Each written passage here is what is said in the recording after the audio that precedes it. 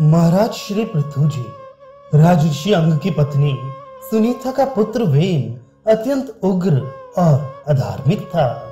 वह प्रजा के लोगों को अकारण ही कष्ट दिया करता था। उसके इन अत्याचारों से दुखी हो ऋषि लोगों ने उसके पास जाकर उसे समझाया। जब उसकी समझ में कुछ भी ना आया और ऋषियों के कहने पर भी उसने अपना रवैया नहीं बदला, तो उन्होंने उसके शरीर को निर्जीव कर दिया। सुनीता को अपने पुत्र के प्राणांत हो जाने का बड़ा दुख हुआ और उसने उसके निर्जीव शव को ही सुरक्षित रखा।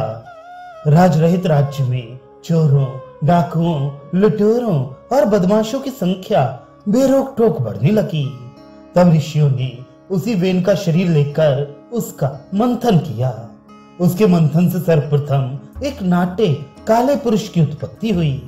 उसके बाद उनके दाहिने अंग से एक आजानुबाहु परम प्रतापी पुरुष एवं वामांग से एक सुंदर स्त्री पैदा हुई। वे पुरुष भगवान के अंश से उत्पन्न पृथु हुए और स्त्री लक्ष्मी जी के अंश से उत्पन्न होने वाली उनकी पत्नी अर्ची थी। उनके हाथ के चक्र एवं अन्य चिन्हों के आधार पर ऋषियों को पता लग गया कि ये तो साक्षात सर्वेश्वर भगवान के अवतार हैं। उन्होंने उनका विधि विधान से अभिषेक किया तथा भविष्य ज्ञाता ऋषियों के द्वारा संकेत पाकर बंदियों ने उनके भविष्य की लीलाओं का वर्णन कर उनकी कीर्ति का ज्ञान किया। जब अधर्म बढ़ता है तो धरती पर भुखमरी, महामारी और अकाल बढ़ने लगता है। राजा वेन के समय में भी अधर्म और अत्याचार के कारण पृथ्वी में डाला गया बीज उगता नहीं था, वृक्षों पर फल नहीं लगते थे और आकाश से समय पर पानी नहीं बरसता था। पृथु के समय में भी यही हाल रहा। महाराज पृथु ने देखा कि धरती बोए हुए अन्न को अपने में छिपा जाती है, उसमें से ना तो अंकुर ही निकलता है और ना अनाज के दाने ही पैदा होते हैं। तो उनके क्रोध का ठिकाना ना रहा और वे धरती को दंड देने के लिए तैयार हुए। धरती तेजस्वी पृथु को धनुष पर बाण चढ़ाई देखकर घबराई और उससे बचने के लिए चारों ओर भागने लगी। परंतु महाराज पृथु का एक छत्र राज्य होने से वह जाती भी तो कहां। अंत में पृथ्वी को रुकना पड़ा। उसने महाराज पृथु की स्तुति की तथा अनाज न पैदा करने का कारण बताते हुए कहा, मैंने बीजों को पापियों के द्वारा दुरुपयोग में आते देखकर अपने में रोक लिया और अधिक समय हो जाने पर वे मुझ में पच गए। अब तो आपको कोई दूसरा उपाय करना चाहिए। पृथ्वी की सलाह से उन्होंने गौ रूपा इस धरती को दुहा और अनेकों प्रकार की औषधियां एवं अनाज के दाने पैदा हुए। महाराज पृथु ने ऊंची नीची जमीन को बराबर करवाया जिससे अधिक अन्न पैदा हो सके। उन्होंने प्रजा के हित के लिए नगर एवं गांव बसाए। महाराज पृथु परम धर्मात्मा, भगवत भक्त, न्याय नीति पर चलने वाले राजा थे। उन्होंने बड़े बड़े यज्ञ किए। जब उन्होंने 99 अश्वमेध यज्ञ समाप्त कर लिए तो इंद्र घबराया क्योंकि उसका नाम शतक्रतु है और 100 यज्ञ पूरे हो जाने पर राजा पृथु भी शतक्रतु हो जाते। अतः वे बार बार यज्ञ के घोड़े को चुरा कर ले जाने लगे और बार बार पृथु पुत्र उसे छीन कर ले आने लगे। अंत में जब इंद्र नहीं माने तो पृथु महाराज को क्रोध आया और वे इंद्र को सजा देने को तैयार हुए। ऋषियों ने उन्हें समझाया, महाराज यज्ञ में दीक्षित व्यक्ति किसी को दंड दे ऐसी मर्यादा नहीं है। हम आपके द्वेषी इंद्र को अग्नि में आहुति डालकर भस्म कर देंगे। जब ऋषिगण आहुति डालने लगे तो प्रजापति ब्रह्मा ने प्रकट होकर कहा, महाराज 100 अश्वमेध यज्ञ करके आपको इंद्र तो होना नहीं है, आप तो भगवान के भक्त हैं, अतः यह यज्ञ समाप्त कर दीजिए। आपको अकारण ही देवराज इंद्र पर क्रोध नहीं करना चाहिए। प्रजापति की आज्ञा से यज्ञ की पूर्णाहुति दे दी गई। उनके इस कार्य से प्रसन्न होकर देवराज सहित भगवान उनके पास आए। इंद्र उनके सामने आने पर बड़ा लज्जित हुआ और उनके पैरों पर पड़कर क्षमा याचना की। महाराज पृथु ने उनको उठाकर छाती से लगा लिया। भगवान के दर्शन करके पृथु धन्य हो गए।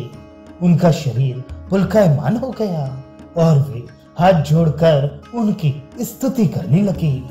भगवान ने प्रसन्न होकर उनसे वरदान मांगने को कहा तो राजऋषि पृथु बोले, जहां आपके चरण कमलों का मधु मकरंद नहीं है, ऐसा कोई भी स्थान, कोई भी भोग, कोई भी वस्तु मैं नहीं चाहता। महापुरुषों के हृदय में आपके चरणों का यह अमृत रहता है और वाणी द्वारा आपकी लीला एवं गुण वर्णन के रूप में वह निकलता है। उसे पान करने के लिए मेरे 1 सहस्त्र कान हो जाएं, मुझे यही वरदान दीजिए। इस प्रकार प्रार्थना करने पर अपनी भक्ति का वरदान उनको प्रदान कर भगवान चले गए। एक बार प्रयागराज में महाराज पृथु एक बड़ा भारी यज्ञ कर रहे थे।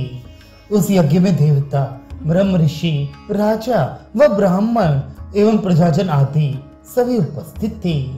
उसी समय महाराज ने प्रजा को उपदेश देते हुए कहा, जो राजा प्रजा से कर लेता है उसे दंड देता है और उसकी धर्म शिक्षा एवं आध्यात्मिक मार्ग की चिंता नहीं करता, वह प्रजा के समस्त पापों के फलों को भोगने वाला होता है। अतः आपसे मेरा करबद्ध निवेदन यही है कि आप दत्त चित्त होकर संसार के विषय भोगों से विरत रहकर धर्म एवं भगवान में अपना अमूल्य समय व्यय कीजिएगा। इस प्रकार जब महाराज धर्म करने का आदेश देकर उसकी उपयोगिता, आवश्यकता एवं अनिवार्यता बतला चुके तो समस्त उपस्थित जन समूह उनकी इस धार्मिक वृत्ति की प्रशंसा करने लगा। उसी समय आकाश से 4 दिव्य तेजों में पुरुष धरती पर उतरते दिखाई दिए। वे सनक आदि कुमार थे। राजा ने उनका स्वागत सत्कार किया। उनको उच्च सिंहासन पर विराजमान कराकर अनेक प्रकार की अर्चन पूजा एवं स्तुति के बाद महाराज ने उनसे अपनी त्रिशा शांति के लिए प्रश्न किया। आप त्रिकालज्ञ, परम ज्ञानवान और भगवान के परम भक्त हैं। कृपा करके ये बतलाइए कि जीव का वास्तविक कल्याण किसमें है। सनक आदि कुमारों ने उनको श्री सर्वेश्वर भगवान की पराभक्ति का उपदेश किया और उनके भजन स्मरण एवं उनके भक्तों के समादर सेवा को ही जीव का सबसे बड़ा मंगल बतलाया।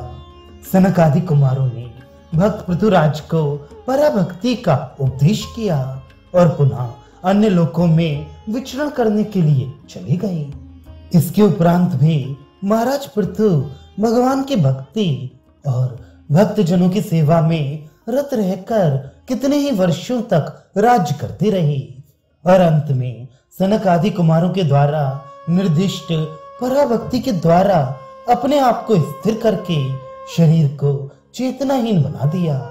ये देख महाराज पृथु की पतिव्रता पत्नी अर्ची ने चिता बनाई और अपने पति के साथ सती हो गई। देवताओं ने आकाश से पुष्प वर्षा की, गंधर्वों ने वाद्य बजाए और दोनों भक्त सदा के लिए श्री सर्वेश्वर प्रभु के सानिध्य में पहुंचकर परमानंद लाभ करने लगे।